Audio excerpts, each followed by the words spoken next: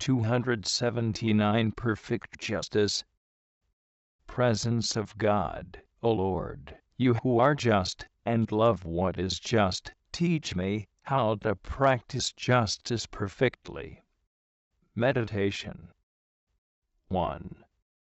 The justice of a soul aspiring to perfection is not cold and dry, not insistent about receiving all that is its due, but it is broad, liberal, generous, and vivified by the expansive breath of charity. Hence it reaches far beyond material justice, which does not come from the heart, but limits itself to exterior acts. Primarily, the former is interior justice, that is, uprightness of heart and mind, justice in thoughts, desires, feelings, and intentions.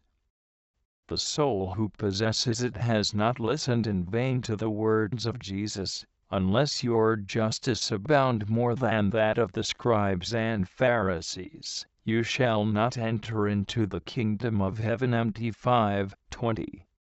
The justice of the Pharisees was insufficient, because it was limited to a purely exterior observance of the law. They had no scruple about secretly trampling upon their most sacred religious duties. These men covered their public conduct with the cloak of justice, without troubling themselves to make it the motive of their private conduct, their affections, and the desires of their hearts. What good, then, is the outer display of justice, if its interior spirit is lacking? For example, what use is it to pose in public as a defender of the rights of the people, if in private life a man does not pay workmen a just wage, or is dishonest in commerce, in business, in exercising his profession? What use is it to pour out fine words and promises, or even gifts on anyone, when we are not willing to recognize and respect his rights? The soul that thirsts for justice has a horror of all such proceedings, and, far from being satisfied to appear just in acts which can be judged by others, wants to be just in all actions, even those which are not seen by others, but are known only to God. He seeks above all justice of heart and of mind, for exterior justice proceeds solely from interior justice. 2. If we ourselves should fulfill justice rigorously in all our actions, interior as well as exterior, this does not give us the right to demand justice from our neighbor. More than anyone, Jesus brought justice into the world, yet no one was more gentle and kind than he.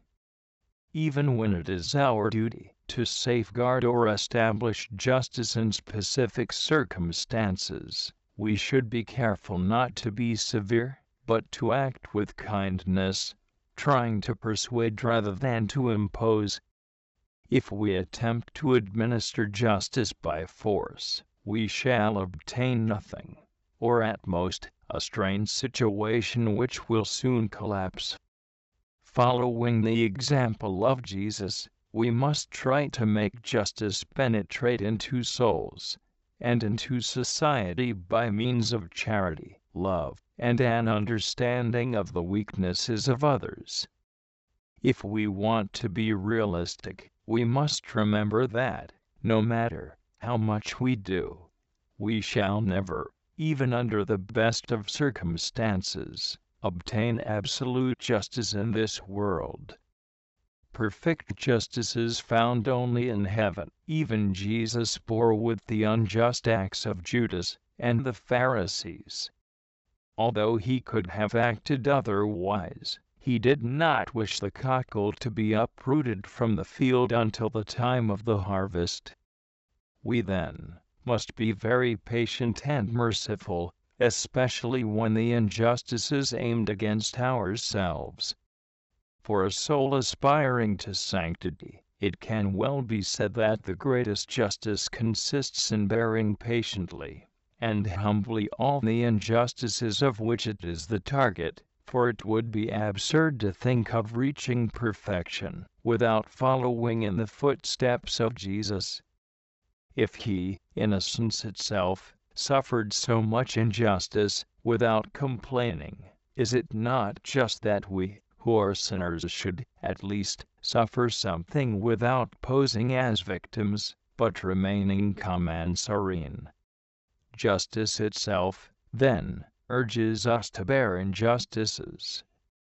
Thus, this virtue, which begins by enjoining us to give to everyone his due, reaches its culmination in making us enter fully upon the path of sanctity and union with God. Colloquy. Justice comes from you, O God. Its eye is always turned toward you, and it gives to each one his due. But what is this justice, and what does it mean to say that it always looks at you? Oh, justice is one of your perfections, and properly speaking, justice is yourself, O God. And he who reflects this virtue in himself has his glance turned toward you, because he resembles you, and wants to be like you in all his actions, always acting without deceit or fraud. A soul who looks upon you, O incarnate Word, sees that you are so just that, rather than fail in justice, you preferred to take on yourself the punishment for all our sins. Therefore, the soul also wishes to do justice to itself for all its faults. But it sees, too, that justice and mercy are united in you, so much so that you give yourself, O Christ, as food to your redeemed. You nourish them with your words, your deeds, your example, but still more with your precious blood. Saint Mary Magdalene Dei Pazzi. O God, the perfume of your justice is everywhere. It is so pervasive that you are not called simply the Just One, but justice itself, even justifying justice, and the more you can justify, the more you are inclined to pardon. Therefore, all who, hating their sins, hunger and thirst for justice, can hope in you, who justify the impious.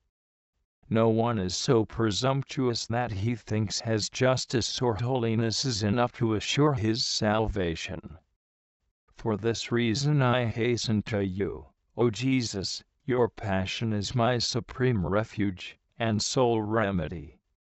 It comes to help us when our wisdom fails, when our justice is weak, and the merits of our holiness are useless.